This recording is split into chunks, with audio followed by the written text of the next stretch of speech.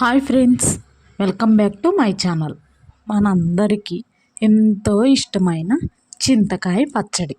చింతకాయ పచ్చడిని వేడి అన్నంలో నెయ్యి వేసుకొని తింటే ఫ్రెండ్స్, రుచి సూపర్ టేస్ట్. మీరు కూడా ట్రై చేయాలనుకుంటే ఇప్పుడే ఈ వీడియోని చివరి వరకు చూడండి.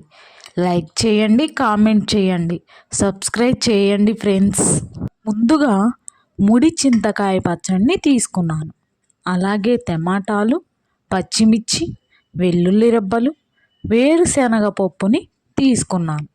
ఇవన్నీ తీసుకున్నాను ఫ్రెండ్స్.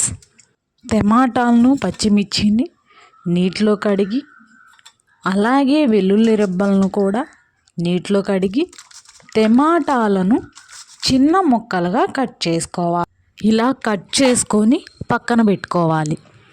గ్యాస్ వెలిగించి గ్యాస్ పైన ప్యాన్ పెట్టి వేరుశనగ పప్పుని వేసి వేగించుకోవాలి.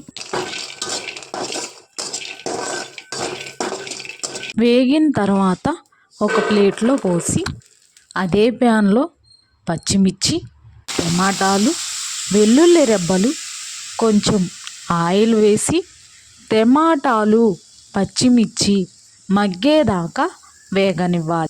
చింతకాయ పచ్చడిలో టమాటాలు, పచ్చిమిర్చి వేసి పచ్చడి చేస్తే పచ్చడి చాలా అంటే చాలా రుచిగా ఉంటుంది. అందుకే నేను ఎప్పుడు చింతకాయ పచ్చడి చేసినా ఇలానే చేస్తాను. మీరు ఎలా చేస్తారో కామెంట్లో చెప్పండి ఫ్రెండ్స్. టమాటాలు, పచ్చిమిర్చి అడుగు మాడకుండా మధ్యలో తిప్పుకోవాలి. టమాటాలు, పచ్చిమిర్చిని ఇలా మగ్గేదాకా వేగించుకోవాలి. ముందుగా ఒక ప్లేట్లో వేసిన వేరుశనగ పప్పుని పైన పొట్టుని తీసుకోవాలి. ఫ్రెండ్స్, ఒకేసారి ఎక్కువ వేరుశనగ పప్పుని వేపుకొని పైన పొట్టు తీసి ఒక డబ్బాలో వేసుకుంటే మనకి కావాల్సినప్పుడు డబ్బాలో ఉన్న వేరుశనగ పప్పుని వేసుకోవచ్చు. పదే వేరుశనగ పప్పుని వేపకుండా ఉండవచ్చు. మిక్సీ గిన్నె తీసుకొని గిన్నెలో వేరుశనగపప్పు, పచ్చిమిర్చి, టమాటాలు, వెల్లుల్లి రెబ్బలు, కొంచెం ఉప్పు వేసి మిక్సీ పట్టాలి. మిక్సీ పట్టిన తర్వాత దానిలో ముడి చింతకాయ పచ్చడి వేసి కొంచెం వాటర్ పోసి మిక్సీ పట్టాలి. మిక్సీ పట్టిన తర్వాత చింతకాయ పచ్చడిని ఒక గిన్నెలో వేసుకోవాలి. చూడండి ఫ్రెండ్స్, చింతకాయ పచ్చడి ఎంత మెత్తగా మెదిగిందో.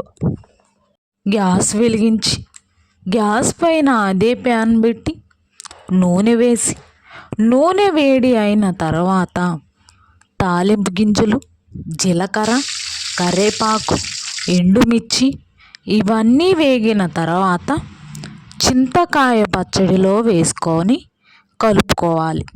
మొత్తం పచ్చడి కలిసేలా చూడండి ఫ్రెండ్స్, చింతకాయ పచ్చడి రెడీ.